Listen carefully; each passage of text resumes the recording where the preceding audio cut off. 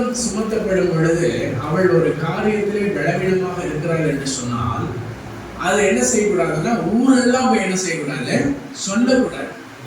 நீங்க சொல்றீங்க அப்படின்னா உங்களுக்குள்ள என்ன இல்லை, அன்பு இல்லை, ஒருவருக்கு ஒருவர் என்ன செய்றீங்க, நல்ல ஒரு தொடர்புல இல்லை, உங்களுடைய மாம்சத்தை நீங்களே என்ன செய்றீங்க, வகைக்கிறீங்க. அப்ப ஒருவருக்கு ஒருவர் என்ன செய்யணும், ஊக்கமான அன்பு கூற வேண்டும் ஒருவருக்காக ஒருவர். ஒரு வேளை சில வேளையில என்னன்னா யாராவது தப்பு பண்ணலாம், ரெண்டு பேருமே என்ன செய்ய முடியாது, ரொம்ப பர்ஃபெக்டா இருக்க முடியாது. ஒருவேளை மனைவி தப்பு பண்ணி மனைவிட்ட குறை இருந்துச்சு அப்படின்னா நான் பர்ஃபெக்ட்னு கனவு இருந்தா யார் போய் முதல்ல மன்னிப்பு கேட்கணும், யார் பர்ஃபெக்டா அவரு தான் போய் என்ன செய்யணும், மனைவி இடத்துல மன்னிப்பு கேட்கணும்.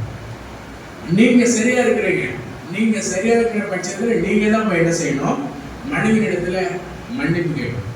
அல்லது கணவன் பக்கம் என்ன செய்யுது, அவர் கரெக்டா மனைவி பக்கம் பர்ஃபெக்டா இருக்குது, கணவன் செஞ்சுதான் தப்புனா மனைவி போய் என்ன செய்யணும், அவங்கள்ட்ட போய் முதல்ல பேசி அவங்கள்ட்ட போய் ஒப்புரமாகணும். அப்ப ஒருவருக்கு ஒருவர் என்ன செய்யணும், ஊக்கமான அன்பு கூடணும். ஒருவரும் ஒருவர் மேல என்ன செய்யக்கூடாது, விரோதமான போக்கு இருக்கவே கூடாது. ஒரு தடவை 3 பேர் என்ன செஞ்சாங்கன்னா ஒரு மரத்தை ஒரு வண்டியில வந்து ஏற்றிட்டு இருந்தாங்க. அப்படி ஏற்றி இருக்கும் பொழுது போர் வீரர்கள் வந்து அந்த பாறை ரொம்ப அதிகமா இருக்குது, மரத்தை என்ன செய்ய முடியல, தள்ள முடியல. 3 பேரால சேர்ந்து என்ன செய்ய முடியல, உள்ள தள்ள முடியல. அப்ப அவங்களுக்கு வந்து ஒரு தலைவர் இருக்கிறார். அந்த தலைவர் என்ன செய்யறாருன்னா, தள்ளுங்க தள்ளுங்க சீக்கிரம் போட்டுன்னு என்ன செய்யறாரு, கட்டளை கொடுத்துட்டே இருக்கிறார். ஆனா அவங்க என்ன செய்யறாங்க, முடிஞ்ச வரைக்கும் தூக்கி உள்ள தள்ளுறாங்க, என்ன செய்யல, போகல. ஆனா இன்னும் ஒருத்தர் மட்டும் கை விடுதா என்ன செஞ்சிடலாம், அந்த மரத்தை உள்ள ஏத்திடலாம். ஆனா ஒருத்தர் என்ன செய்யணும், கை விடுக்கணும். அப்ப என்ன செய்யணும் தெரியல. அப்படி இருந்தப்ப திடீர்னு பார்த்தா ஒரு மனுஷன் என்ன செய்யறாருன்னா குதிரை வண்டியில ஒருத்தர் வர, அந்த குதிரை வண்டியை விட்டு இறங்கி அவர் வந்து அவங்க 3 பேரும் தடுமாறதை பார்த்து இவரும் கூட போய் என்ன செய்யறாரு, அந்த மரத்தை போய் குதிரை நிறுத்திட்டு வண்டியை நிறுத்திட்டு இறங்கி வந்து ஒரு தள்ளுறாரு. ஈஸியா என்ன செஞ்சிருச்சு, மரம் உள்ள போயிடுச்சு.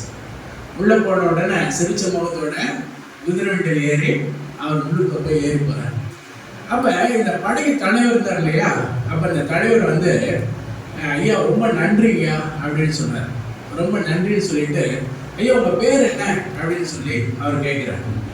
அதுக்கு அந்த குதிரை வண்டியில வந்து ஒரு சிரிச்சுட்டு என்ன செய்யறாரு, அவருடைய பேரை எழுதி அட்ரஸ் எழுதி கொடுக்குறாரு. நீங்க எப்பனாலும் என்னை கூப்பிடுங்க, நான் வந்து உங்களுக்கு என்ன செய்யறேன், உதவி செய்யறேன். இந்த மாதிரி எங்கேயாவது உங்களுக்கு உதவி தேவை, மரத்தை தள்ளணும், இந்த மாதிரி சொன்னேன்னா என்னை கூப்பிடுங்க, நான் வந்து உங்களுக்கு ஹெல்ப் பண்ணேன்னு சொல்லிட்டு அவர் சிரிச்சுட்டு போயிட்டார். இந்த குதிரை வண்டிக்காரன் போயிட்டாங்க, யார் என்னன்னு சொல்லி அதில் என்ன செய்யற அந்த அட்ரஸ் வாங்கி அந்த மிலிட்ரியில் இருக்கக்கூடிய அந்த அதிகாரி எடுத்து பார்க்குறாரு. அதில் எழுதியிருக்கிறது அவருடைய பேர் வந்து ஜார்ஜ் வாஷிங்டன், ஜனாதிபதி, அமெரிக்க ஜனாதிபதி. அது அவர் தான் என்ன செய்யறாரு, இந்த ஹெல்ப் பண்ணிட்டு குதிரை வண்டியில ஏறி போறாரு. இப்போ இவருக்கு என்ன செய்யுது, பயங்கர வெக்கம், அதிர்ச்சி ஆயிடுச்சு. ஒரு ஜனாதிபதி என்ன செஞ்சிருக்கிறாரு, இறங்கி வந்து மரத்தை தள்ளி இருக்கிறாரு.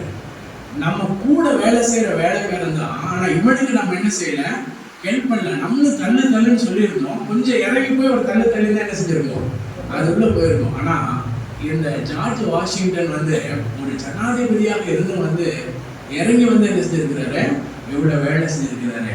அவருக்கு மேல நம்ம பெரிய அதிகாரி இல்லைன்னு சொல்லி அவர் வைக்கப்பட்டார். இன்றைக்கு நம்ம அப்படிதான் என்ன செய்யணும்னா, சோறுற்ற வேலைகள்ல அவங்க கூட இருக்கிறாங்க. அப்ப இன்றைக்கு தேவன் நமக்கு ஏற்ற துணையை கொடுத்திருக்கிறார். ஒரு அல்லேலூயா சொல்லுங்க. அல்லேலூயா. ஏற்ற துணையை ஆண்டவர் கொடுத்திருக்கிறார். இன்னைக்கெல்லாம் நிறைய பார்த்தா என்னது, டிவோர்ஸ். ஏன் டிவோர்ஸ்? ஒருத்தர் என்ன செய்யறது இல்லை, புரிஞ்சுக்கிறது இல்லை. ஒருத்தருக்கு ஒருத்தர் ஆப்போசிட், எதிரும் புதிரும்.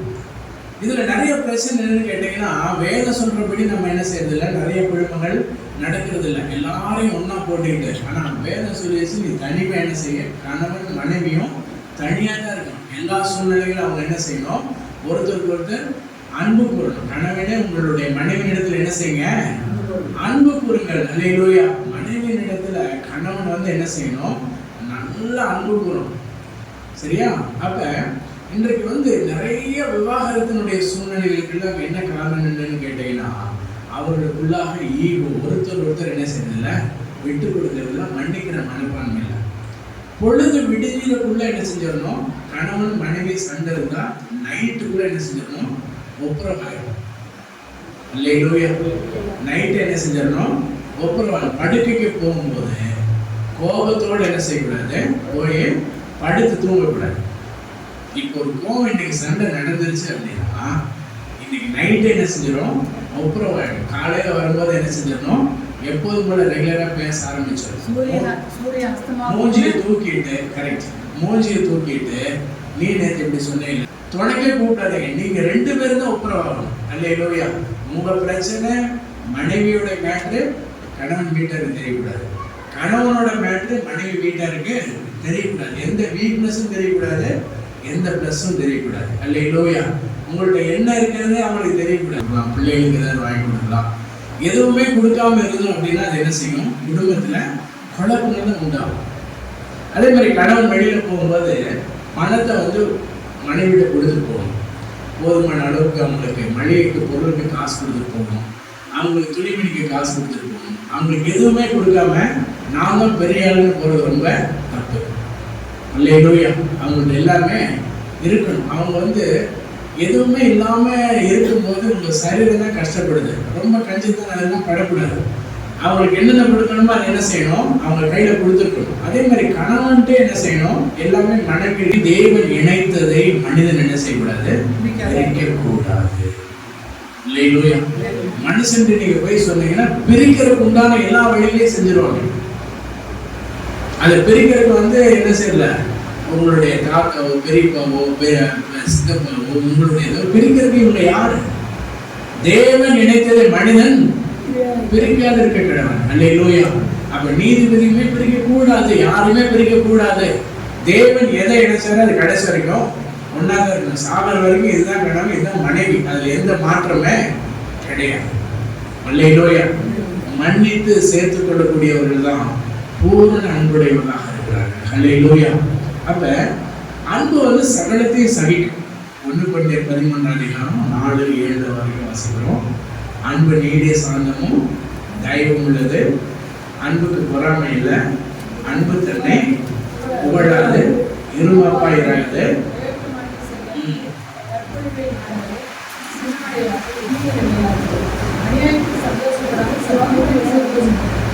அப்ப இந்த அன்பு பாருங்க என்னென்ன படுது பாருங்க. இந்த அன்பு ரொம்ப என்ன செய்யுதுன்னா அது சகிக்குது பாருங்க. அது அன்பு எல்லாத்துலயும் சந்தோஷப்படுது, சகிக்குது. அந்த அன்பு என்ன செய்யுது, இப்படிப்பட்ட காரியங்கள்லாம் செய்யுது. அது பொறாமை கிடையாது. அந்த அன்பு இருமாப்பு இருக்காது. இந்த அன்பு இருமாப்பு ஒருத்தர் மேல அன்பு இருக்குதுன்னா ரொம்ப கௌரவமா இருக்குன்னா அது என்னது, இருமாப்பு. இருமாப்புனா என்ன, ரொம்ப பெருசா நான் பெரிய ஆளு, நீ தான் தப்பு பண்ணிட்ட, நீ என்கிட்ட மன்னிப்பு இல்லை, உங்க அப்பாவெல்லாம் மன்னிப்பு கேட்கணும், உங்க அம்மாவெல்லாம் மன்னிப்பு கேட்கணும், உங்க தங்கச்சி குடும்பம்னா என்ன மன்னிப்பு கேட்கணும், நான் ஒரு பெரிய டாட்டா பிறல, நான் ஒரு பெரிய ஆளு அப்படின்னு சொல்லி நிக்க கூடாதுன்னு அன்பு சொல்லுது. அல்லேலூயா. அன்புக்கு என்ன கிடையாது, இருமாப்பு இல்லை. அன்பு தற்பொழிவை நாடாது. இந்த தற்பொழிவை நாடுறது அன்பு கிடையாது. அப்ப அவங்க சொந்தக்காரங்க பாருங்க, உங்க பிள்ளையோட தப்பு பண்ணிருச்சு, ஆனா நான் ஏத்துக்கிறேன், ஏன்னா நான் பெரிய கிங்கு, இது நீங்க காமிக்கிறதுனால எப்படினாலும் உங்களுக்கு யாரு, உங்களுடைய சொத்தெல்லாம் மனைவிக்கு தான் போகுது, பிள்ளைகளுக்கு தான் போகுது. நீங்க யாரு அசிங்கப்படுத்தினாலும் உங்களை தான் என்ன செய்றீங்க, அசிங்கப்படுத்துக்கிறீங்க. அல்லது மனைவி போய் உங்க புருஷனை நான் போய் எல்லாருக்குமே சொல்லி கொடுக்குறேன், இவன் தப்பு பண்ணிட்டான், இவன் பாவி, இவன் ஒரு துரோகி, இவன் இப்படி பண்ணிட்டான், நான் யாருங்கிறத காமிக்கிறேன். நீங்க யாருங்கிறத போய் காமிச்சீங்கன்னா உங்களுக்கு தான் வைக்கும். உங்க கணவனை ஊரெல்லாம் போய் நீங்க தூத்துனா யாருக்கு வைக்கும், உங்களுக்கு தான் வைக்கும். இது ஒரு அஞ்ஞானிகளே செய்யாத ஒரு பாவம். அதை ஒரு காலத்துல என்ன செய்யக்கூடாது, செய்யக்கூடாது. அன்புக்கு என்ன இல்லை, பொறாமை. பொறாமை அன்பு படக்கூடாது.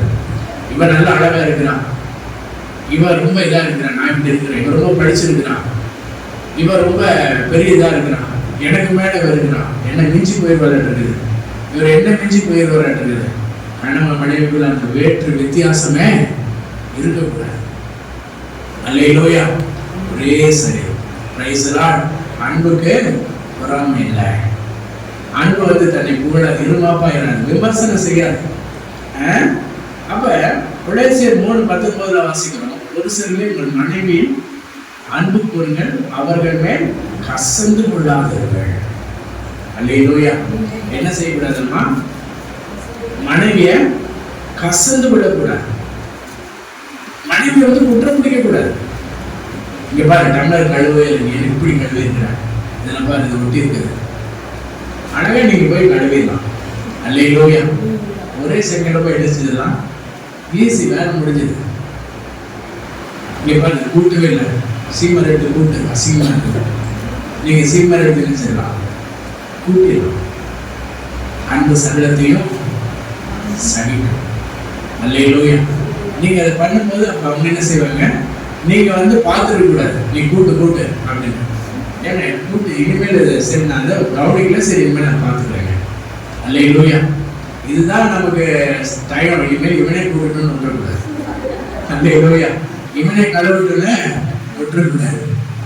ஏதோ ஒரு நாள் அசந்தரமா ஆயிடுச்சு, அவன் சரி நான் மனைவி உடம்பு சரியில்லை, சரி நான் துவைக்கிறேன், நான் என்ன செய்யறேன், விளக்குறேன். எது வரைக்கும்?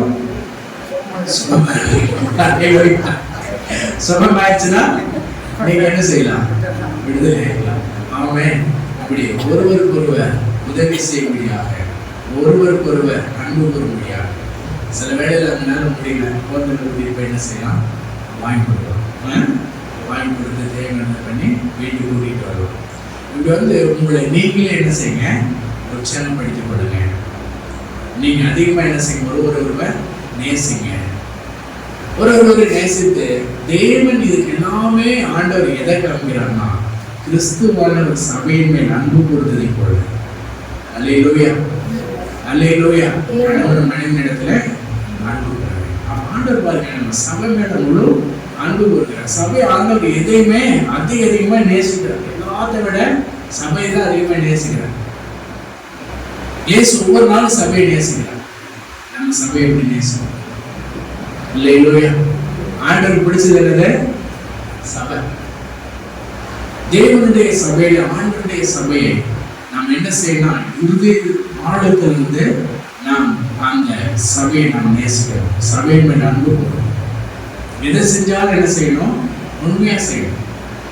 பெயருக்காக எதையுமே செய்யக்கூடாது. நன்மை செய்வதில் சோர்ந்து போகாதீர்கள்.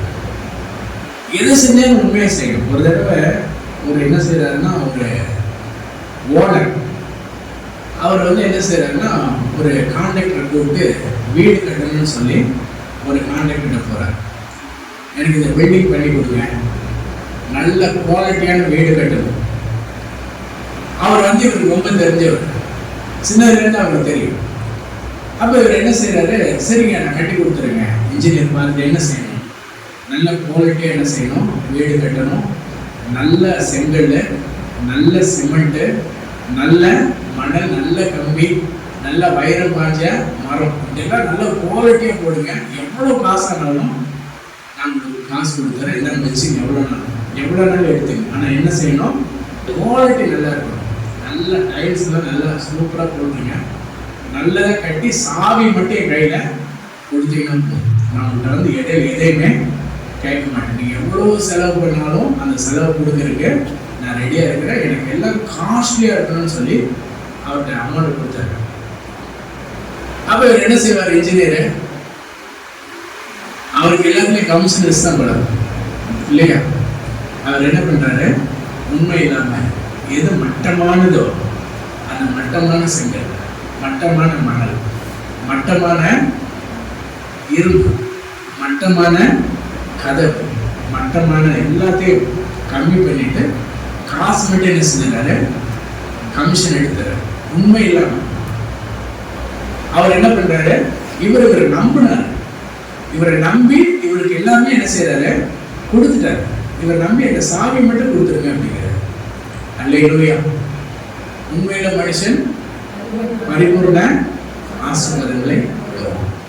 ஆண்டவர் அப்படிதான் நம்மகிட்ட உண்மையை எதிர்பார்க்கிறார். நம்ம எவ்வளவு ஆண்டவர் உண்மையா இருக்கோம்.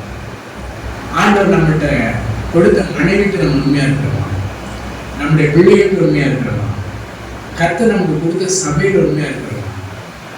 ஆண்டவர் நம்மகிட்ட உண்மையை எதிர்பார்க்கிறார். அப்ப ஆண்டவர்கிட்ட நம்ம என்ன செய்யணும்? உண்மையா இருக்கணும். ஆனா அந்த வேலைக்காரர் என்ன செய்யல? உண்மையா இல்லை. எஜமானிட்ட போய் இப்ப என்ன பண்றாரு? எல்லா வேலையும் முடிஞ்சிச்சு, ஐயா இருந்தாங்க சாமி போய் கொடுக்க போறாரு. நம்மளும் பல்லவ ராஜ்யத்தில் போகும் பொழுது நம்முடைய வேலைகள் எல்லாம் விட்டு போகும்போது எஜமானர் என்ன செய்வாரு? நமக்கு பலனை கொடுப்பார். அல்லேலூயா. நம்ம எந்த அளவுக்கு எதை விதைக்கிறோமோ அதையே அறுப்போம்.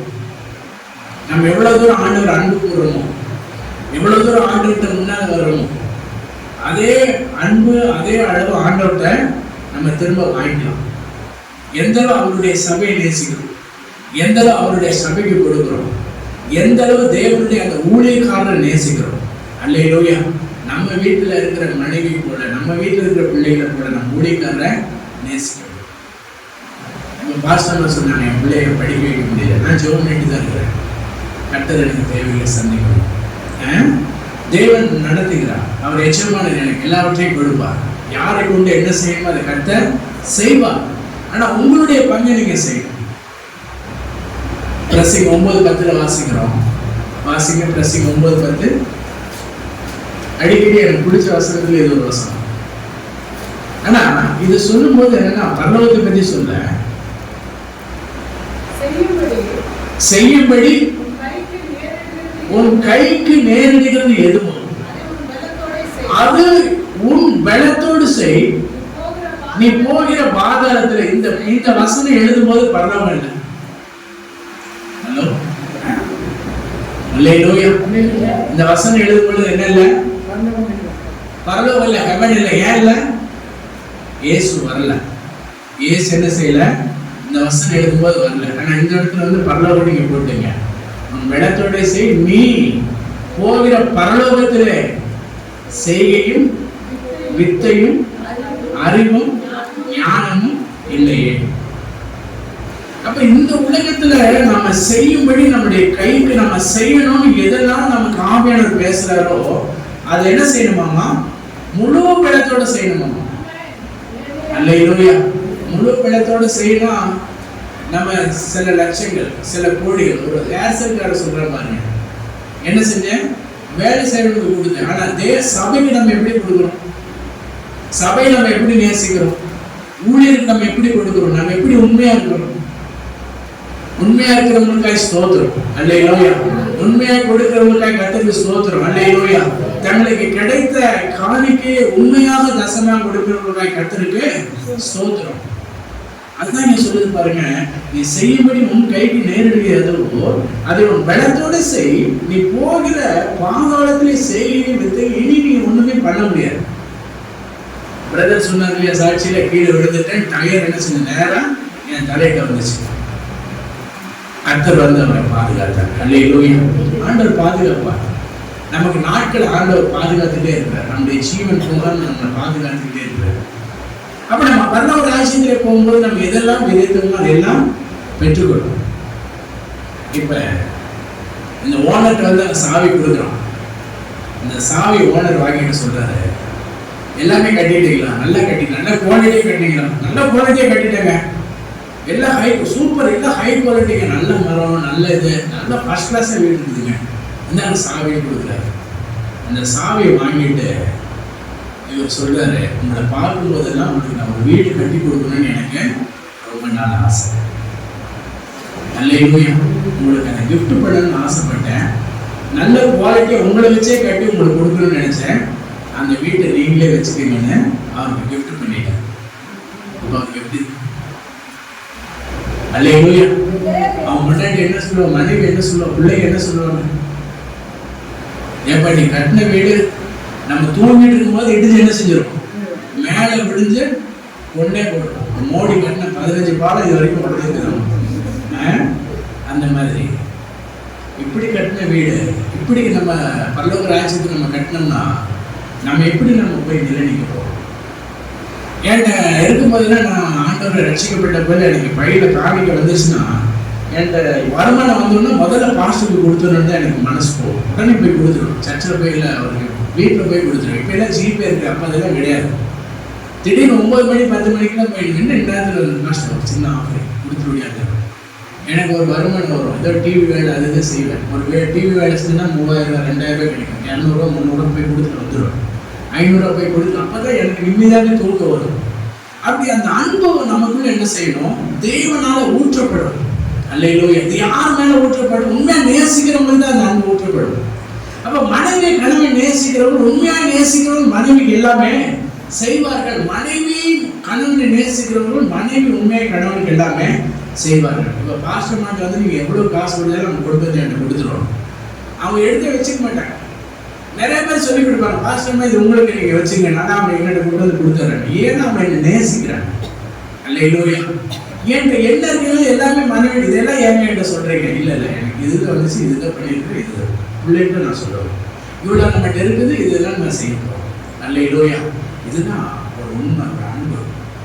அப்ப நம்ம தேவனுக்கு நம்ம எப்படி அன்பு செலுத்துறோம்? தேவனுக்கு நம்ம கொள்ளையடிக்கிறோமா? தேவனுக்கு நம்ம கஞ்சத்தனமா இருக்கிறோமா? நம்ம உண்டாக்கின தேவன்கிட்ட நம்ம மறைக்கிறோமா?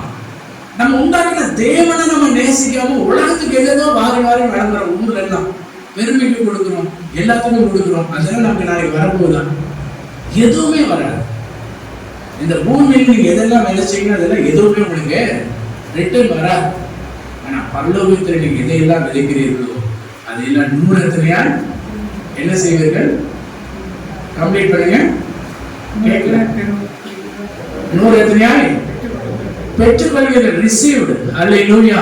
அங்கதான் ரிசீவ் பண்ணுவீங்க. இங்க நீங்க ரிசீவ் பண்ற இடங்க பரலோகம். இங்க நீங்க எதெல்லாம் விதைக்கிறீங்களோ அதெல்லாம் என்ன செய்யும்? அங்க ரிசீவ் மரமா வந்துடும். நல்ல ஒண்ணு கூட என்ன செய்யாது, ஒரு விதை கூட கெட்டு போகாது. இந்த காப்பி கொட்டையெல்லாம் சோதிச்சு பார்த்து எது நல்ல குவாலிட்டின்னு சொன்னா பார்த்தீங்கன்னா அந்த மாதிரி தான். அந்த குவாலிட்டி பரலோகத்துல நிச்சயமாக நமக்கு வைத்திருக்கிறார். அல்லேலூயா. அன்பு எல்லாவற்றிலும் நம்ம என்ன செய்வோம், அப்படியே தூக்கி பாதுகாப்போம். அப்ப எல்லா சூழ்நிலையிலும் நம்ம மனைவியை நேசிக்கணும், கணவனை நேசிக்கணும். அன்புக்கு வந்து என்ன இல்லைன்னா எல்லாத்தையும் சகிக்கக்கூடிய ஒரு பெரிய ஒரு ஆசீர்வாதத்தை தேவன் கொடுத்திருக்கிறார். அப்ப இன்றைக்கு நம்ம ஒருவரை ஒருவர் ஊக்கமாக அன்பு கூற வேண்டும். அல்லேலூயா. அப்படி நம்ம வாசிக்கிற 2 Corinthians 9 உற்சாகமாய் கொடுத்து நடத்தும் தேவன் பெரியமாய் இருக்கிறார். அப்ப நம்ம சம்பாதிக்கிறது எல்லாமே எதுக்கு நீங்க கேட்டீங்கன்னா, நம்முடைய மனைவி பிள்ளைகளுக்கும் ஊழியர்களுக்கும் செலவு பண்றதுக்காக ஆண்டவர் என்ன செய்யறாரு, எல்லாத்தையும் தருகிறார். இதை வந்து என்ன செய்யணும், சரியாக நம்ம கையாளணும். இதை ஆண்டவர் நம்ம கணக்கு கேட்பாருங்க. அல்லேலூயா. ஆண்டவர் என்ன செய்வாரு, நம்ம வச்சிருக்கிற காசுல யாருங்க? ரிசர்வ் பேங்க் அச்சடிச்சது. இந்த ரிசர்வ் பேங்க் அச்சடிக்க கொண்டு சொன்னது யாரு? பரலோக தேவன். அல்லேலூயா. அந்த பரலோக தேவன் நம்ம கையில கொடுத்துருக்காரு. இதை வந்து ஆண்டவர் நம்ம கணக்கு கொடுக்கணும். நம்ம எதுக்குள்ள செலவுன்னு கணக்கு கொடுக்கணும். அதை கணக்கு கொடுக்கும் பொழுது நம்ம எப்படி நாம என்ன செய்யணும், ஆராய்ந்து பார்க்கணும். அப்ப இன்றைக்கு எல்லா சூழ்நிலையும் ஒரு மூடனை போல நம்ம இருக்கக்கூடாது. அப்ப நீதிமொழி 15:32 வாசிக்கிறோம், புத்திமதியை தள்ளி விடுகிறவன் தன் ஆத்மாவை வெறுக்கிறான். அவனுடைய புத்திமதியை தள்ளுறவன் என்ன பண்றாங்கம்மா, அவனுடைய ஆத்மாவை அவனை வெறுத்துக்கிறான். எனக்கு கவலையே கிடையாது, இந்த வசனத்தை நான் வெறுச்சிட்டேன், இதை எழுதுகிறது எடுக்காதும் நீங்க தள்ளிட்டீங்கன்னா உங்களுக்கு என்னென்ன வேலை சொல்லுது, அவன் எப்படி இருக்கிறானம்மா, புத்திமதியை தன் ஆத்மாவை வெறுக்கிறான். தன் பார்வைக்கு ஞானியாய் இருக்கிறவனை கண்டாயானால் அவனை பார்க்கிற மூடனை குறித்து அதிக நம்பிக்கை இருக்கிறான். இவன் வந்து பார்வைக்கு ஞானி மாதிரி பேசுவான், அவனுக்குள்ள ஒரு ஸ்ட்ராட்டஜியை வளர்த்துக்கிறது. வசனம் என்ன சொல்லுது அதை கவனிக்கணும். அவனுக்குள்ள ஒரு ஸ்ட்ராட்டஜி, அப்படியெல்லாம் பண்ண வேண்டாம், இப்படியெல்லாம் பண்ண வேண்டாம், இப்படி இருந்தா போதும், அப்படியே. இவன் துன்மார்க்கனை விட என்னதாம்மா, மூடனை விட ரொம்ப நம்பிக்கை இல்லாத ஒருவன் சொல்லி வேதம் சொல்லுகிறது. அப்ப பெரிய காரியங்களிலே நாம் ஆலோசனைக்கும் பொழுது, திட்டமிடும் பொழுது, கணவன் மனைவி ஒன்றாக இருந்து திட்டமிடுவது முக்கியமானது. அப்ப அதிக தீர்மானம் எடுக்கும் பொழுது கணவன் மனைவி மட்டும்தான் சேர்ந்து எடுக்கணும். வேற வீட்டுல இருந்து யாரையுமே கூப்பிட்டு அந்த தீர்மானத்துல இன்வால்மெண்ட் பண்ணக்கூடாது. அல்லேலூயா. நீங்க ஒரு காரியத்தை தீர்மானம் பண்றீங்கன்னா கணவன் மனைவி தான் தீர்மானம் பண்ணணும். இதுக்கு வந்து எல்லாரையும் கூப்பிட்டு என்ன செய்யக்கூடாது, நான் இருக்கிறவங்க எடுத்துக்கொள்ளக்கூடாது. தேவன் உங்களுக்கு உண்டாக்கினது, தேவன் உங்களுக்கு பண்ணது, நீங்க எது பண்ணாலும் நீங்க தீர்மானம் பண்ணுங்க, அல்லது உங்க போதகரை கொண்டு தீர்மானம் பண்ணுங்க. உங்களுக்கு ஒரு சண்டை பிரச்சனையா, நீங்களே 2 பேரும் தீர்த்து வச்சுங்க. இல்லைன்னா போதகர்கிட்ட வந்து சொல்லி போதகர் மூலமாக தீர்த்து வைக்க பாருங்க. இதுதான் சபையினுடைய ஒழுங்கு. அல்லேலூயா. இதைத்தான் தேவன் விரும்புகிறார். இதை விட்டுட்டு நீங்க உங்களுடைய இஷ்டத்துக்கு எதையுமே செய்யக்கூடாது. அப்ப எல்லா சூழ்நிலைகளிலுமே விவாகரத்து அப்படிங்கிறது வந்து ஒரு சாத்தானுடைய ஆயுதம். உங்களுக்குள்ள கசப்பு பிரிவுகளை உண்டாக்குறது யாருடைய வேலை? சாத்தானுடைய வேலை. உங்களுக்குள்ள பழி வாங்குறது யாருடைய வேலை? சாத்தானுடைய வேலை. சாத்தான் தான் பழி வாங்குறதை, குடும்பங்களை பிரிக்க பண்றதையும் டிவோர்ஸ் பண்றது, இது எல்லாமே சாத்தான். அப்ப தேவனுக்குள்ள நீங்க இல்லைன்னா அசுத்தாவி பிசாசன் வந்து என்ன செய்யறான்? இப்படிப்பட்ட காரியங்கள்லாம் ஒன்று விட்டு ஒன்று அப்படியே ஒன் பை ஒன்னா அப்படியே வந்துடும். அப்படியே நீங்க பேச ஆரம்பிப்பீங்க, உடனே டக்குனு சித்தப்பன் வந்துடுவாரு, பெரியப்ப வந்துடுவாரு. நான் அப்பவே நினைச்சேங்க, என்ன இவன் வேண்டாம், முதல்ல முடிச்சு கட்டிடலாம். அவன் சொல்லிடுவான், இவன் ஆகாதப்பா, அங்க இருக்கிற நல்லா இருக்கிறான், முடிச்சு கட்டிடுறான். அழகா யார் வந்துடுவா? விசுவாச அவங்களுக்குள்ள பின்னணியில வந்து பேச ஆரம்பிச்சோம். அப்ப தேவனுக்கு இடம் கொடுங்க. கணவன் வருத்தப்படுத்தும் பொழுது மனைவி சகித்துக் கொள்ள வேண்டும். மனைவி வருத்தப்படுத்தும் பொழுது கணவன் சகித்துக் கொள்ள வேண்டும். எல்லாவற்றுக்கும் மேலாக மன்னித்து மறந்து ஒருவர் ஒருவர் ஒப்புரவாக வேண்டும். இந்த ஒரு யாராவது தப்பு பண்ணல, ரெண்டு பேருமே என்ன செய்ய முடியாது? ரொம்ப பர்ஃபெக்டா இருக்க முடியாது. ஒருவேளை மனைவி தப்பு பண்ணி மனைவிட்ட குறை இருந்துச்சு அப்படின்னா, நான் பர்ஃபெக்ட்னு கணவன் இருந்தா யார் போய் முதல்ல மன்னிப்பு கேட்கணும்? யார் பர்ஃபெக்டா அவரு தான் போய் என்ன செய்யணும்? மனைவியிடத்துல மன்னிப்பு கேட்கணும். நீங்க சரியா இருக்கிறீங்க, நீங்க சரியா இருக்கிற பட்சத்துல நீங்க தான் போய் என்ன செய்யணும்? மனைவியிடத்துல மன்னிப்பு கேட்கணும். அல்லது கணவன் பக்கம் என்ன செய்யுது, அவரு கரெக்டா, மனைவி பக்கம் பர்ஃபெக்டா இருக்குது, கணவன் செஞ்சுதான் தப்புனா மனைவி போய் என்ன செய்யணும்? அவங்கள்ட்ட போய் முதல்ல பேசி அவங்கள்ட்ட போய் ஒப்புரவாகணும். அப்ப ஒருவருக்கு ஒருவர் என்ன செய்யணும்? ஊக்கமான அன்பு கூடணும். ஒருவரும் ஒருவர் மேல என்ன செய்யக்கூடாது? விரோதமான போக்கு இருக்கவே கூடாது. ஒரு தடவை 3 பேர் என்ன செஞ்சாங்கன்னா, ஒரு மரத்தை ஒரு வண்டியில வந்து ஏற்றிட்டு இருந்தாங்க. அப்படி ஏற்றி இருக்கும் பொழுது போர் வீரர்கள் வந்து அந்த பாறை ரொம்ப அதிகமா இருக்குது, மரத்தை என்ன செய்ய முடியல, தள்ள முடியல. 3 பேரால சேர்ந்து என்ன செய்ய முடியல, உள்ள தள்ள முடியல. அப்ப அவங்களுக்கு வந்து ஒரு தலைவர் இருக்கிறார். அந்த தலைவர் என்ன செய்யறாருன்னா, தள்ளுங்க தள்ளுங்க, சீக்கிரம் போட்டுன்னு என்ன செய்யறாரு, கட்டளை கொடுத்துட்டே இருக்கிறார். ஆனா அவங்க என்ன செய்யறாங்க, முடிஞ்ச வரைக்கும் தூக்கி உள்ள தள்ளுறாங்க. என்ன செய்யல, போகல. ஆனா இன்னும் ஒருத்தர் மட்டும் கை விடுதா என்ன செஞ்சிடலாம், அந்த மரத்தை உள்ள ஏத்திடலாம். ஆனா ஒருத்தர் என்ன செய்யணும், கை விடுக்கணும். அப்ப என்ன செய்யறது தெரியல. அப்படி இருந்தப்ப திடீர்னு பார்த்தா ஒரு மனுஷன் என்ன செய்யறாருன்னா, குதிரை வண்டியில ஒருத்தர் வர்றாரு. அந்த குதிரை வண்டியை விட்டு இறங்கி அவர் வந்து அவங்க 3 பேரும் தடுமாறதை பார்த்து இவரும் கூட போய் என்ன செய்யறாரு, அந்த மரத்தை போய் குதிரை நிறுத்திட்டு வண்டியை நிறுத்திட்டு இறங்கி வந்து ஒரு தள்ளுறாரு. ஈஸியா என்ன செஞ்சிருச்சு, மரம் உள்ள போயிடுச்சு. உள்ள போன உடனே சிரிச்ச முகத்தோட குதிரை வண்டியில் ஏறி அவர் உள்ளுக்கு போய் ஏறி போறாரு. அப்ப இந்த படகு தலைவர் இருந்தார் இல்லையா, அப்ப இந்த தலைவர் வந்து, ஐயா ரொம்ப நன்றிங்கய்யா அப்படின்னு சொன்னார். ரொம்ப நன்றின்னு சொல்லிட்டு, ஐயா உங்க பேர் என்ன அப்படின்னு சொல்லி அவர் கேட்கிறார். அதுக்கு அந்த குதிரை வண்டியில வந்து சிரிச்சுட்டு என்ன செய்யறாரு, அவருடைய பேரை எழுதி அட்ரஸ் எழுதி கொடுக்குறாரு. நீங்க எப்பனாலும் என்னை கூப்பிடுங்க, நான் வந்து உங்களுக்கு என்ன செய்யறேன், உதவி செய்யறேன். இந்த மாதிரி எங்கேயாவது உங்களுக்கு உதவி தேவை, மரத்தை தள்ளணும், இந்த மாதிரி சொன்னேன்னா என்னை கூப்பிடுங்க, நான் வந்து உங்களுக்கு ஹெல்ப் பண்ணேன்னு சொல்லிட்டு அவர் சிரிச்சுட்டு போயிட்டார். இந்த குதிரை வண்டிக்காரன் போயிட்டாங்க, யார் என்னன்னு சொல்லி அதில் என்ன செய்யறாரு, அந்த அட்ரஸ் வாங்கி அந்த மிலிட்ரியில் இருக்கக்கூடிய அந்த அதிகாரி எடுத்து பார்க்குறாரு. அதில் எழுதியிருக்கிறது அவருடைய பேர் வந்து ஜார்ஜ் வாஷிங்டன், ஜனாதிபதி, அமெரிக்க ஜனாதிபதி. அது அவர் தான் என்ன செய்யறாரு, இந்த ஹெல்ப் பண்ணிட்டு குதிரை வண்டியில ஏறி போறாரு. இப்போ இவருக்கு என்ன செய்யுது, பயங்கர வெக்கம், அதிர்ச்சி ஆயிடுச்சு. ஒரு ஜனாதிபதி என்ன செஞ்சிருக்கிறாரு, இறங்கி வந்து மரத்தை தள்ளி இருக்கிறாரு. நம்ம கூட வேலை செய்யற வேலைக்காரன் தான், ஆனா இவனுக்கு நம்ம என்ன செய்யல, ஹெல்ப் பண்ணல. நம்மளும் தள்ளுன்னு சொல்லியிருந்தோம், கொஞ்சம் இறங்கி போய் ஒரு தள்ளு தான் என்ன செஞ்சிருக்கோம், அது உள்ள போயிருக்கோம். ஆனா இந்த ஜார்ஜ் வாஷிங்டன் வந்து ஒரு ஜனாதிபதியாக இருந்தும் வந்து இறங்கி வந்து என்ன செஞ்சிருக்கிறாரு, இவ்வளவு வேலை செஞ்சிருக்கிறாரு. அவருக்கு மேல நம்ம பெரிய அதிகாரி இல்லைன்னு சொல்லி அவர் வைக்கப்பட்டார். இன்றைக்கு நம்ம அப்படிதான் என்ன செய்யணும்னா, சோர்வற்ற வேலைகள்ல அவங்க கூட இருக்கிறாங்க. அப்ப இன்றைக்கு தேவன் நமக்கு ஏற்ற துணையை கொடுத்திருக்கிறார். ஒரு அல்லேலூயா சொல்லுங்க. அல்லேலூயா. ஏற்ற துணையை ஆண்டவர் கொடுத்திருக்கிறார். இன்னைக்கெல்லாம் நிறைய பார்த்தா என்னது, டிவோர்ஸ். ஏன் டிவோர்ஸ்? ஒருத்தர் என்ன செய்யறது இல்லை, புரிஞ்சுக்கிறது இல்லை. ஒருத்தருக்கு ஒருத்தர் ஆப்போசிட், எதிரும் புதிரும். இதுல நிறைய பிரச்சனை என்னன்னு கேட்டீங்கன்னா, வேதம் சொல்றபடி நம்ம என்ன செய்யறது இல்லை, நிறைய குடும்பங்கள் நடக்கிறது இல்லை, எல்லாரையும் ஒன்னா போட்டுக்கிட்டு. ஆனா வேதம் சொல்லிச்சு, நீ தனிமை என்ன செய்ய, கணவன் மனைவியும் தனியா தான் இருக்கணும். எல்லா சூழ்நிலைகளும் அவங்க என்ன செய்யணும், ஒருத்தருக்கு ஒருத்தர் அன்பு கூறணும். கணவனே உங்களுடைய மனைவியிடத்துல என்ன செய்யுங்க, அன்பு கூறுங்கள். அல்லேலூயா. மனைவியின் இடத்துல கணவன் வந்து என்ன செய்யணும், நல்ல அன்பு கூறணும். சரியா? அப்ப இன்றைக்கு வந்து நிறைய விவாகரத்தினுடைய சூழ்நிலைகளுக்கு என்ன காரணம் என்னன்னு கேட்டீங்கன்னா, அவர்களுக்குள்ளாக ஈகோ, ஒருத்தர் என்ன செய்யறதில்ல, விட்டு கொடுக்கறதுல, மன்னிக்கிற மனப்பான்மை இல்லை. பொழுது விடுதலுக்குள்ள என்ன செஞ்சிடணும், கணவன் மனைவி சண்டை இருந்தா நைட்டுக்குள்ள என்ன செஞ்சிடணும், ஒப்புரவாயிடும். அல்லேலூயா. நைட்டு என்ன செஞ்சிடணும், ஒப்புரவாயிடும். படுக்கைக்கு போகும்போது கோபத்தோடு என்ன செய்யக்கூடாது, போய் படுத்து தூங்கக்கூடாது. இப்போ ஒரு கோவம் இன்னைக்கு சண்டை நடந்துருச்சு அப்படின்னா, இன்னைக்கு நைட்டு என்ன செஞ்சிடும், ஒப்புரவாயிடும். காலையில வரும்போது என்ன செஞ்சிடணும், எப்போதும் போல ரெகுலரா பேச ஆரம்பிச்சிடும். மூஞ்சியை தூக்கிட்டு, கரெக்ட், மூஞ்சியை தூக்கிட்டு, நீ நேற்று இப்படி சொன்னீங்க, தொடக்கே கூப்பிடாதீங்க. நீங்க 2 பேரும் தான் ஒப்புரவாகணும். அல்லேலூயா. உங்க பிரச்சனை மனைவியோட மேட்ரு கணவன் வீட்டாருக்கு தெரியக்கூடாது, கணவனோட மேட்ரு மனைவி வீட்டாருக்கு தெரியக்கூடாது. எந்த வீக்னஸும் தெரியக்கூடாது, எந்த பிளஸும் தெரியக்கூடாது. அல்லேலூயா.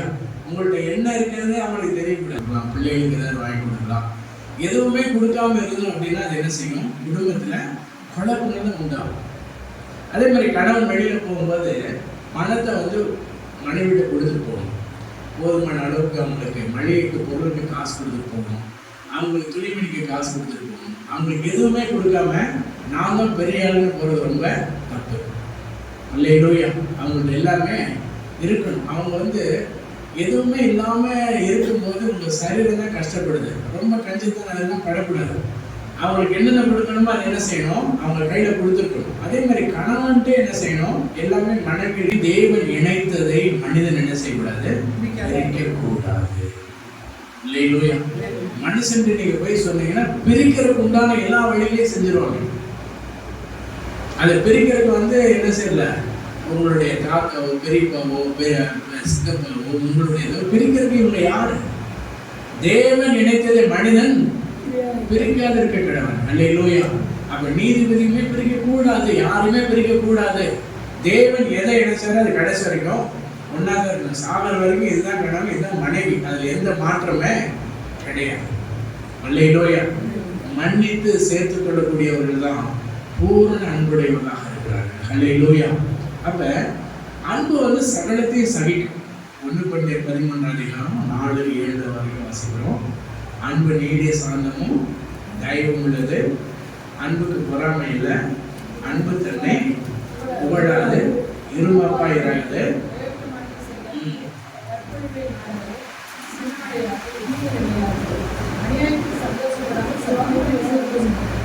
அப்ப இந்த அன்பு பாருங்க என்னென்னலாம் பண்ணுது பாருங்க. இந்த அன்பு வந்து ரொம்ப என்ன செய்யுதுன்னா, அது வந்து சகிக்குது பாருங்க. அது வந்து அன்பு வந்து எல்லாத்துலேயும் சந்தோஷப்படுது, சகிக்குது.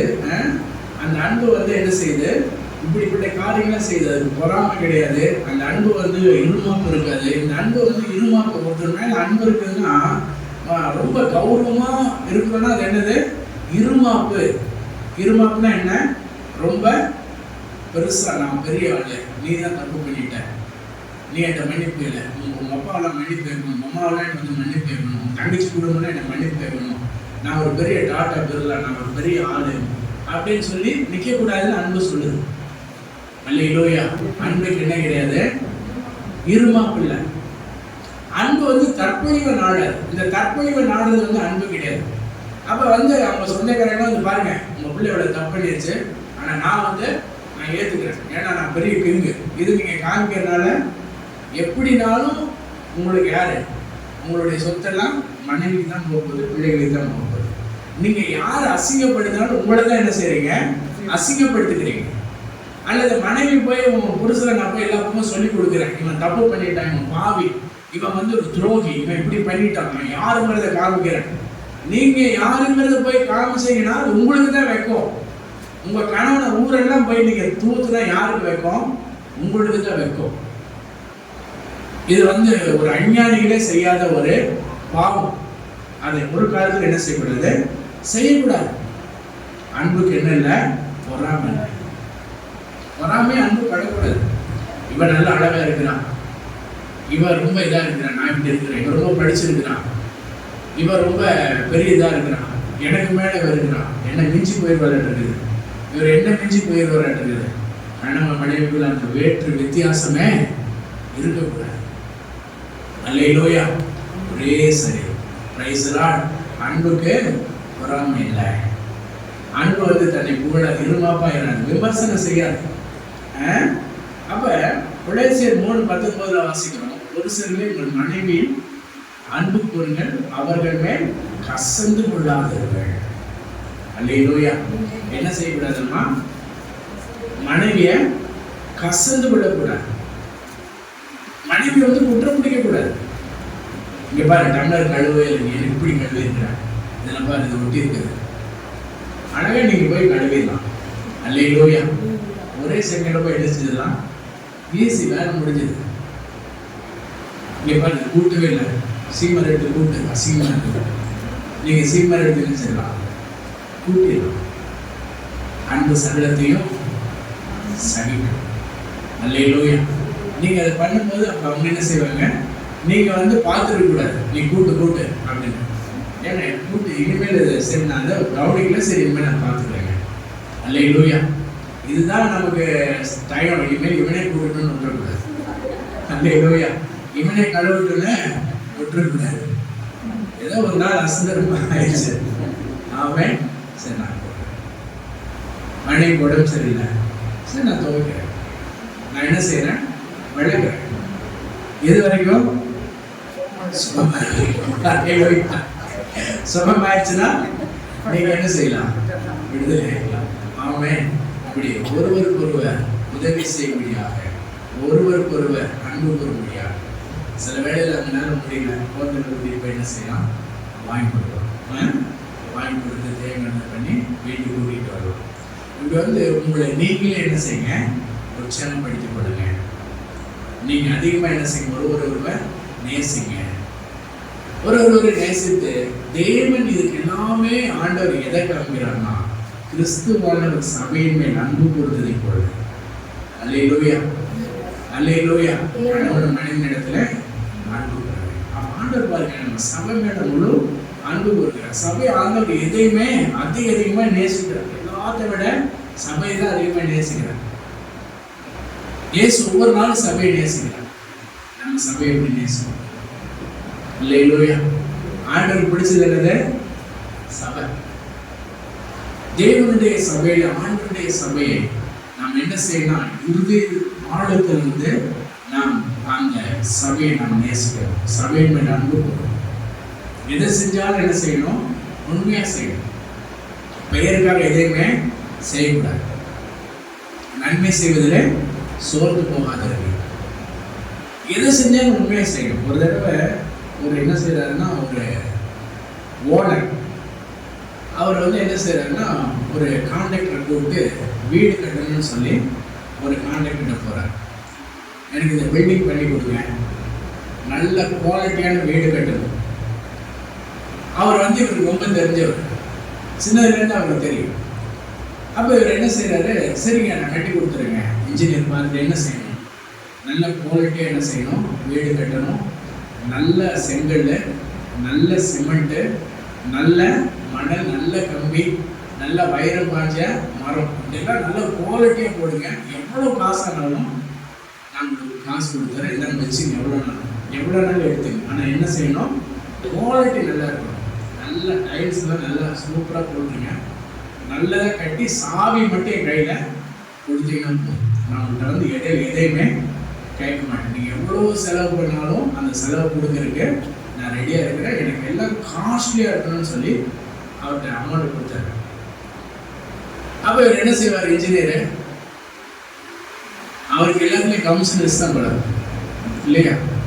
அவர் என்ன பண்ணுறாரு, உண்மை இல்லாமல் எது மட்டமானதோ அந்த மட்டமான செங்கல், மட்டமான மணல், மட்டமான இரும்பு, மட்டமான கதவு, மட்டமான எல்லாத்தையும் கம்மி பண்ணிட்டு காசு மட்டும் என்ன செஞ்சாரு, கமிஷன் எடுத்தாரு. உண்மை இல்லாம அவர் என்ன பண்றாரு, இவரை நம்பினார். இவரை நம்பி இவருக்கு எல்லாமே என்ன செய்யறாரு, கொடுத்துட்டாரு. இவர் நம்பி அந்த சாவி மட்டும் கொடுத்துருங்க அப்படிங்கிறார். அல்லேலூயா. உண்மையில மனுஷன் பரிபூர்ண ஆசீர்வாதங்களை பெறுவான். ஆண்டவர் அப்படிதான் நம்மகிட்ட உண்மையை எதிர்பார்க்கிறார். நம்ம எவ்வளவு ஆண்டவர் உண்மையா இருக்கோம்.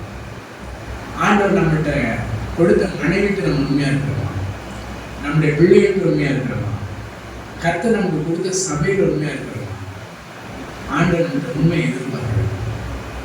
அப்ப ஆண்டவர்கிட்ட நம்ம என்ன செய்யணும், உண்மையா இருக்கணும். ஆனா அந்த வேலைக்காரர் என்ன செய்யல, உண்மையா இல்லை. நிச்சயமான போய் இப்ப என்ன பண்றாரு, எல்லா வேலையும் முடிஞ்சிருச்சு, ஐயா இருந்தாங்க சாவி போய் கொடுக்க போறாரு. நம்மளும் பல்லவ ராஜ்யத்தில் போகும் பொழுது நம்முடைய வேலைகள் எல்லாம் விட்டு போகும்போது நிச்சயமான என்ன செய்வாரு, நமக்கு பலனை கொடுப்பார். அல்லேலூயா. நம்ம எந்த அளவுக்கு எதை விதைக்கிறோமோ அதையே அறுப்போம். நம்ம எவ்வளவு தூரம் ஆண்டவர் அன்பு கூறுறோமோ, எவ்வளவு தூரம் ஆண்டவர்கிட்ட முன்னால் வர்றோமோ, அதே அன்பு அதே அளவு ஆண்டவர்கிட்ட நம்ம திரும்ப வாங்கிக்கலாம். எந்த அளவு அவருடைய சபையை நேசிக்கிறோம், எந்த அளவு அவருடைய சபைக்கு கொடுக்கிறோம், எந்த அளவு தேவனுடைய அந்த ஊழியக்காரரை நேசிக்கிறோம். அல்லேலூயா. நம்ம வீட்டில் இருக்கிற மனைவி போல, நம்ம வீட்டில் இருக்கிற பிள்ளைகளை போல நம்ம ஊழியக்காரரை நேசிக்கிறோம். நம்ம பாஸ்டர் சொன்னாங்க, என் பிள்ளைய படிக்க வைக்க முடியல, நான் ஜெபம் வேண்டி தான் இருக்கிறேன். கர்த்தர் எனக்கு தேவையை சந்திக்கணும். தேவன் நடத்துகிறார். அவர் எச்சமான எனக்கு எல்லாவற்றையும் கொடுப்பார். யாரை கொண்டு என்ன செய்யணுமோ அதை கர்த்தர் செய்வார். ஆனா உங்களுடைய பங்கை நீங்க செய்யணும். பிரசிங் 9:10 வாசிக்கிறோம். வாசிங்க பிரசிங் 9:10. அடிக்கடி எனக்கு பிடிச்ச வசனத்துல இது ஒரு வசனம். ஆனா இது சொல்லும் போது என்னன்னா, பரலோகத்தை பத்தி சொல்ல, செய்யும்படி உன் கைக்கு நேரிடுகிறது எதுவும் அது உன் பலத்தோடு செய், நீ போகிற பாதாளத்துல. இந்த வசனம் எழுதும் போது பரலோகம் இல்லை. ஹலோ, அல்லேலூயா. இந்த வசனம் எழுதும் பொழுது என்ன இல்லை, பரலோகம் இல்லை, ஹெவன் இல்லை. ஏன் இல்லை, இயேசு வரல. இயேசு என்ன செய்யல, இந்த வசனம் எழுதும் போது வரல. ஆனா இந்த இடத்துல வந்து பரலோகம் நீங்க போட்டுங்க. உன் பலத்தோட செய், நீ போகிற பரலோகத்திலே செய்கையும் வித்தையும் அறிவும் ஞானமும் இல்லையே. அப்ப இந்த உலகத்துல நம்ம செய்யும்படி நம்முடைய கைக்கு நம்ம செய்யணும்னு எதெல்லாம் நமக்கு ஆவியானவர் பேசுறாரோ அதை என்ன செய்யணுமாமா, முழு பலத்தோட செய்யணுமாமா. அல்லேலூயா. முழு பலத்தோட செய்யணும். நம்ம சில லட்சங்கள் சில கோடிகள், ஒரு ஏர்செல்காரர் சொல்ற மாதிரி என்ன செஞ்சேன், வேலை செய்யறதுக்கு கொடுத்தேன். ஆனா சபைக்கு நம்ம எப்படி கொடுக்குறோம், சபை நம்ம எப்படி நேசிக்கிறோம், ஊழியருக்கு நம்ம எப்படி கொடுக்குறோம், நம்ம எப்படி உண்மையா இருக்கிறோம். உண்மையா இருக்கிறவங்களுக்காய் ஸ்தோத்திரம். அல்லேலூயா. உண்மையா கொடுக்கிறவங்களுக்காய் கர்த்தருக்கு ஸ்தோத்திரம். அல்லேலூயா. தங்களுக்கு கிடைத்த காணிக்கையை உண்மையாக தசமாக கொடுக்கிறவங்களுக்காய் கர்த்தருக்கு ஸ்தோத்திரம். அதுதான் நீ சொல்லுது பாருங்க, நீ செய்யும்படி உன் கைக்கு நேரிடுகிறதோ அதை உன் பலத்தோட செய், நீ போகிற பாதாளத்திலே செய்கை வித்தை, இனி நீ ஒண்ணுமே பண்ண முடியாது. பிரதர் சொன்னார் இல்லையா, சாட்சியில கீழே விழுந்துட்டேன், டயர் என்ன செஞ்ச நேரம் என் தலையிட்ட வந்துச்சு. கர்த்தர் வந்து அவரை பாதுகாத்தார். அல்லேலூயா. ஆண்டவர் பாதுகாப்பார். நமக்கு நாட்கள் ஆண்டவர் பாதுகாத்துட்டே இருக்கிறார். நம்முடைய ஜீவன் போகாமல் நம்மளை பாதுகாத்துக்கிட்டே இருக்கிறார். அப்ப நம்ம பரலோக ராஜ்யத்திலே போகும்போது நம்ம எதெல்லாம் விதைத்தோமோ அதெல்லாம் பெற்றுக்கொள்ளும். இப்ப இந்த ஓனர்கிட்ட வந்து அந்த சாவி கொடுக்குறோம். இந்த சாவி ஓனர் வாங்கிட்டு சொல்றாரு, எல்லாமே கட்டிட்டீங்களா, நல்லா கட்டிட்டேன், நல்ல குவாலிட்டியே கட்டிங்களா, நல்ல குவாலிட்டியே கட்டிட்டேங்க, எல்லாம் சூப்பர், எல்லாம் ஹை குவாலிட்டிங்க, நல்ல மரம், நல்ல இது, நல்ல ஃபர்ஸ்ட் கிளாஸா வீடு இருக்குதுங்க, இந்த சாவியை கொடுக்குறாரு. அந்த சாவியை வாங்கிட்டு இவர் சொல்றாரு, உங்களை பார்க்கும் போதெல்லாம் உங்களுக்கு நான் ஒரு வீடு கட்டி கொடுக்கணும்னு எனக்கு ரொம்ப நாள் ஆசை. அல்லேலூயா. உங்களுக்கு அந்த கிஃப்ட் பண்ணணும்னு ஆசைப்பட்டேன். நல்ல குவாலிட்டியை உங்களை வச்சே கட்டி உங்களுக்கு கொடுக்கணும்னு நினைச்சேன். அந்த வீட்டை நீங்களே வச்சுக்கீங்கன்னு அவருக்கு கிஃப்ட் பண்ணிட்டேன். அவருக்கு எப்படி? அல்லேலூயா. அவன் முன்னாடி என்ன சொல்லுவான், மனைவி என்ன சொல்லுவான், பிள்ளைங்க என்ன சொல்லுவாங்க, ஏப்பா நீ கட்டின வீடு நம்ம தூங்கிட்டு இருக்கும்போது இடிஞ்சு என்ன செஞ்சிருக்கும், மேலே விடிஞ்சு கொண்டே போடுறோம். மோடி கட்டின 15 பாலம் இது வரைக்கும் உடஞ்சிருக்கிறோம். அந்த மாதிரி இப்படி கட்டின வீடு, இப்படி நம்ம பரலோக ராஜ்யத்துக்கு நம்ம கட்டினோம்னா நம்ம எப்படி நம்ம போய் நிலைநிற்க போகிறோம்? என்கிட்ட இருக்கும்போதுலாம் நான் ஆண்டவரை ரட்சிக்கப்பட்ட போது எனக்கு பையில காணிக்க வந்துச்சுன்னா என்கிட்ட வருமானம் வந்தோன்னா முதல்ல பாஸ்டருக்கு கொடுத்துடணுன்னு தான் எனக்கு மனசு போகும். உடனே போய் கொடுத்துருவோம். சர்ச்சில் போய் இல்லை அவருக்கு வீட்டில் போய் கொடுத்துருவோம். இப்போ எல்லாம் ஜிபே இருக்குது, அப்போ அதெல்லாம் கிடையாது. திடீர்னு 9 மணி 10 மணிக்கெல்லாம் போயிட்டு நேரத்தில் ஒரு மாஸ்டர் ஒரு சின்ன ஆஃபர் கொடுத்துட முடியாது. எனக்கு ஒரு வருமானம் வரும், ஏதோ டிவி வேலை அது இது செய்வேன். ஒரு டிவி வேலை செஞ்சுன்னா 3000 2000 கிடைக்கும். 200 300 போய் கொடுத்துட்டு வந்துடுவேன். 500 போய் கொடுத்து அப்போ தான் எனக்கு நிம்மதியாக தூக்கம் வரும். அப்படி அந்த அனுபவம் நமக்குள்ள என்ன செய்யணும், தேவனால ஊற்றப்படும். அல்லேலூயா. இது யார் மேல ஊற்றப்படும்? உண்மையா நேசிக்கிறவங்களுக்கு தான் அந்த அன்பு ஊற்றப்படும். அப்ப மனைவி கணவன் நேசிக்கிறவங்க, உண்மையாக நேசிக்கிறவங்க மனைவிக்கு எல்லாமே செய்வார்கள். மனைவி கணவனை நேசிக்கிறவர்கள் மனைவி உண்மையாக கணவனுக்கு எல்லாமே செய்வார்கள். இப்போ பாஸ்டர் மாட்டு வந்து நீங்கள் எவ்வளோ காசு கொடுத்தாலும் நம்ம கொடுத்தது என்கிட்ட கொடுத்துருவோம். அவங்க எடுத்து வச்சுக்க மாட்டாங்க. நிறைய பேர் சொல்லி கொடுப்பாங்க, பாஸ்டர்மா இது உங்களுக்கு நீங்கள் வச்சுங்க, நான் அவங்க எங்கிட்ட கொண்டு வந்து கொடுத்துட்றேன். ஏன்னா அவங்க என்னை நேசிக்கிறாங்க. அல்லேலூயா. என்கிட்ட என்ன இருக்கிறது எல்லாமே மனைவி. இதெல்லாம் ஏன் என்கிட்ட சொல்கிறீங்க? இல்லை எனக்கு இதுதான் வந்துச்சு, இதுதான் பண்ணியிருக்கேன், இது பிள்ளைகிட்ட நான் சொல்லுவேன். இவ்வளோ நம்மகிட்ட இருக்குது, இதெல்லாம் நான் செய்யணும். அல்லேலூயா. இதுதான் ஒரு உண்மை, ஒரு அன்பு. அப்ப நம்ம தேவன்கிட்ட நம்ம எப்படி அன்பு செலுத்துறோம்? தேவன்கிட்ட நம்ம கொள்ளையடிக்கிறோமா? தேவன்கிட்ட நம்ம கஞ்சத்தனமா இருக்கிறோமா? நம்ம உண்டாக்கின தேவன்கிட்ட நம்ம மறைக்கிறோமா? நம்ம உண்டாக்கின தேவனை நம்ம நேசிக்காம உலகத்துக்கு எதோ வாரி வாரி வழங்குற ஊர்ல எல்லாம் பெருமைக்கு கொடுக்குறோம், எல்லாத்துக்கும் கொடுக்குறோம். அதெல்லாம் நமக்கு நாளைக்கு வரப்போகுதான்? எதுவுமே வராது. இந்த பூமியில் நீங்க எதெல்லாம் வேலை செய்யணும் அதெல்லாம் எதுவுமே உங்களுக்கு ரிட்டர்ன் வராது. ஆனா பரலோகத்தில் நீங்க எதையெல்லாம் விதைக்கிறீர்களோ அதையெல்லாம் 100 எத்தனையால் என்ன செய்வீர்கள்? கம்ப்ளீட் பண்ணுங்க. 100 எத்தனையால் பெற்றுக்கொள்வீர்கள். ரிசீவ்டு. அல்லேலூயா. அங்கதான் ரிசீவ் பண்ணுவீங்க. இங்க நீங்க ரிசீவ் பண்ற இடங்க பரலோகம். இங்க நீங்க எதெல்லாம் விதைக்கிறீங்களோ அதெல்லாம் என்ன செய்யும்? அங்க ரிசீவ் மரமா வந்துடும். நல்ல ஒண்ணு கூட என்ன செய்யாது, ஒரு விதை கூட கெட்டு போகாது. இந்த காப்பி கொட்டையெல்லாம் சோதிச்சு பார்த்து எது நல்ல குவாலிட்டின்னு சொன்னா பார்த்தீங்கன்னா அந்த மாதிரி தான். அந்த குவாலிட்டி பரலோகத்துல நிச்சயமாக நம்ம வைத்திருக்கிறார். அல்லேலூயா. அன்பு எல்லாவற்றிலும் நம்ம என்ன செய்வோம், அப்படியே தூக்கி பாதுகாக்கும். அப்ப எல்லா சூழ்நிலையிலும் நம்ம மனைவியை நேசிக்கணும், கணவனை நேசிக்கணும். அன்புக்கு வந்து என்ன இல்லைன்னா எல்லாத்தையும் சகிக்கக்கூடிய ஒரு பெரிய ஒரு ஆசீர்வாதத்தை தேவன் கொடுத்திருக்கிறார். அப்ப இன்னைக்கு நம்ம ஒருவருக்கு ஊக்கமாக அன்பு கூற வேண்டும். அல்லேலூயா. அப்படி நம்ம வாசிக்கிற 2 இல்லை, உச்சாரணை கொடுத்து நடத்தும் தேவன் விரைவாக இருக்கிறார். அப்ப நம்ம சம்பாதிக்கிறது எல்லாமே எதுக்கு நீங்க கேட்டீங்கன்னா நம்முடைய மனைவி பிள்ளைகளுக்கும் ஊழியர்களுக்கும் செலவு பண்றதுக்காக ஆண்டவர் என்ன செய்யறாரு, எல்லாத்தையும் தருகிறார். இதை வந்து என்ன செய்யணும், சரியாக நம்ம கையாளணும். இதை ஆண்டவர் நம்ம கணக்கு கேட்பாருங்க.